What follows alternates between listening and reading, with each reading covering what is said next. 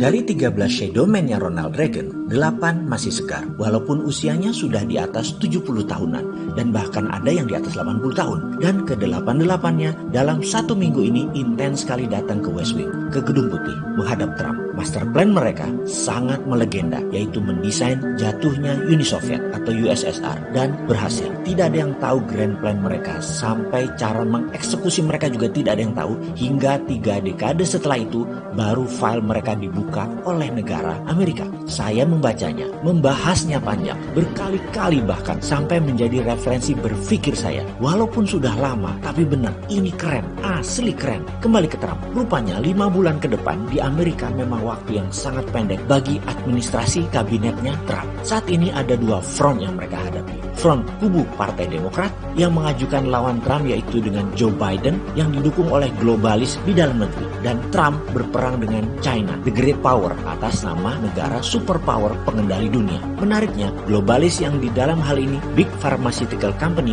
bermain dengan WHO dan bermain dengan pemimpin China. Kita semua tahu Partai Demokrat dekat dengan globalis dan pemerintah China sejak zaman Clinton. Nah, ini harus dijelaskan dulu, harus mundur sebentar. Pengetahuan dasarnya adalah kaum globalis itu tidak nasionalis. Ini terjadi di seluruh dunia dan bukan hak prerogatif pengusaha kakap di Amerika saja. Di Indonesia juga sama. Mereka ada yang berpaspor hijau, tinggal di Singapura, berbisnis di Cina, memiliki bank pendana di New York, pasar bisnis mereka di Eropa, kantor pusatnya di Hong Kong. Itu biasa. Di Cina juga ada kaum globalis. Di setiap negara ada. Mereka itu tidak punya nasionalisme. Apakah itu salah? Tidak juga. Hanya karena mereka dewanya uang, agamanya kapitalis, mereka sangat buas. Saat ini semua di dunia arahnya, pemahamannya digiring ke arah itu atau menjadi borderless country. Mereka menjadi world citizen, klaimnya mereka. Mereka itu tidak peduli dengan kekayaan wilayah atau kekayaan orang lain. Punya siapa? Yang jelas otak pikiran mereka adalah mau ambil semuanya. The winners takes all. Jadi secara negara Amerika, seperti dalam pernyataan George F. Kennan, we want to keep it that way forever, adalah Amerika mengendalikan 60% kekayaan dunia dan harus mempertahankannya. Adalah sebuah foreign policy yang Amerika punya dan lebih dari 70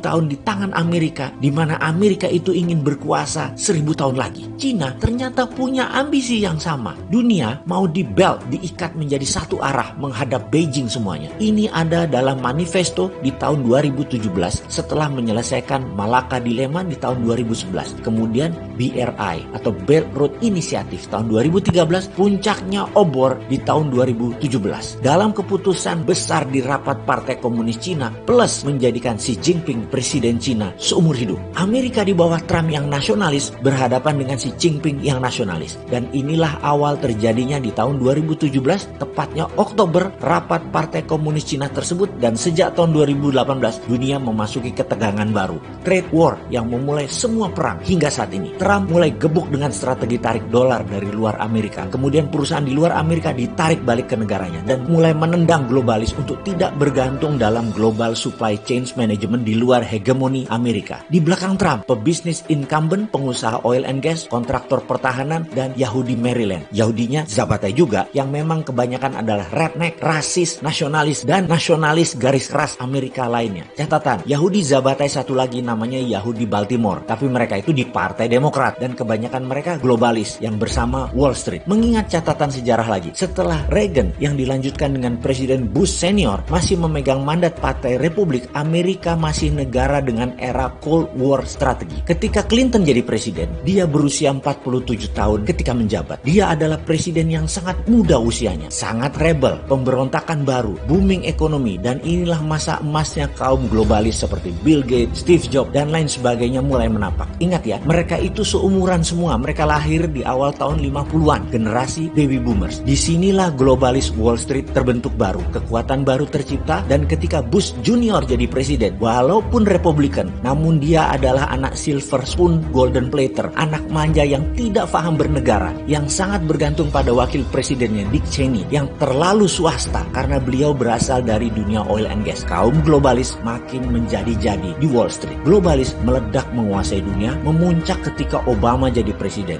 Globalis ini 80% mempunyai support core sistem manufaktur mereka di Cina. Karena itu Partai Demokrat secara alami dekat dengan pemimpin Cina saat ini, Xi Jinping. Pertanyaan berikutnya, kenapa Cina? Ingat, di tahun 1989 Cina mulai maju dan tahun 90-an, 10 tahun setelah Cina membangun dasar fondasi manufaktur industrinya, Cina baru ngegas. Itulah tahun Clinton berkuasa. Bagaimana Cina ngegas? 10 tahun pertama menggunakan strategi renminbi di dalam, yuan di luar negeri, dan 10 tahun fokus mereka membangun basis manufaktur di dalam negeri Cina dengan strategi imitating, meniru, menduplikasi. Cina meniru apa saja, di mana strategi ini di kemudian hari membuat bangsanya menjadi terampil. Di masa Trump inilah masa globalis, pindahkan pabrik mereka atas nama efisiensi. Swasta Amerika panen gede-gedean. Oke, sebelum melanjutkan, saya hanya mengulangi agar sahabat paham. Negara Amerika adalah negara swasta. Amerika adalah negara yang heavy on private. Cina, Tiongkok adalah negara heavy on government. Indonesia meniru Cina, heavy on government. Apa-apa pemerintah yang memutuskan dan yang mengerjakan. Swasta sisanya. Itu juga kalau ada sisa. Saya adalah heavy on private. Saya ini pendukung swasta. Mulai paham bentuk pemerintahannya si Sontoloyo. Hanya beda swasta yang saya fokuskan. Ekonomi Sontoloyo itu heavy on SME atau small medium enterprise. Mendukung UKM dan anti globalis dan kapitalis. Dukungan saya terhadap UKM dibuktikan dengan usaha yang saya geluti 3 tahun belakangan ini. Oke, balik sebentar belajar sejarah untuk membuktikan Amerika negara swasta. Ketika tahun 1900, kapitalis dan globalis di Amerika itu nama-namanya seperti Vanderbilt, Andrew Carnegie, Rockefeller, Jean Paul Getty, JP Morgan, dan banyak nama-nama yang sampai sekarang organisasi mereka masih hidup, bisnisnya menggulita dan sangat besar. Kekayaan mereka kalau dijumlahkan lebih banyak dari kekayaan Federal Reserve, Bank Sentral Amerika. Beberapa kali kas negara kosong diisi oleh pihak swasta. Contoh yang paling faktual adalah ketika Filipina meminta kemerdekaan dari Spanyol. Spanyol minta dana kompensasi senilai 20 billion dolar nilai uang masa itu. Filipina minta Amerika uang tebusan untuk membail out. Amerika tidak punya uang, lalu meminta Andrew Carnegie untuk bayarin. Lalu di tahun 1945, di situ baru pemerintah Amerika kuat keuangan negaranya. Dan strateginya itu ada lagi yang banyak dituliskan dan jadi acuan akademisi kaum MMT. Strategi inilah yang saya akan ajukan ke pemerintah kalau saya ditanya apa bisa membantu negara di saat COVID seperti saat ini. Uang di pemerintah tekor,